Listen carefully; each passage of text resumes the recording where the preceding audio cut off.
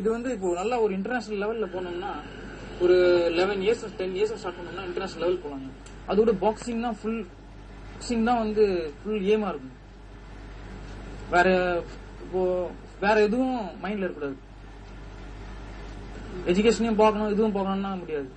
Education வந்து ஒரு மீடியமா இது பண்ணின்னு அட்லீஸ்ட் கிராஜுவேட் மாதிரி ஆயிட்டு இது பாக்ஸிங் தான் மெயின் இம்பார்ட்டண்டா இது பண்ணோம்னா இன்டர்நேஷனல் லெவல் போலாம்.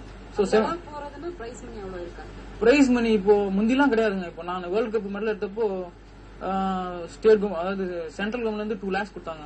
மற்றபடி ஸ்டேட்ல இருந்து எல்லாம் ஒண்ணுமே கொடுக்கல, கவர்மெண்ட்ல ஒன்னும் பண்ணல. சோ இப்போலாம் நல்லா இப்போ நிறைய கிடைக்குது. 25 lakhs அனௌன்ஸ் பண்ணிருக்காங்க.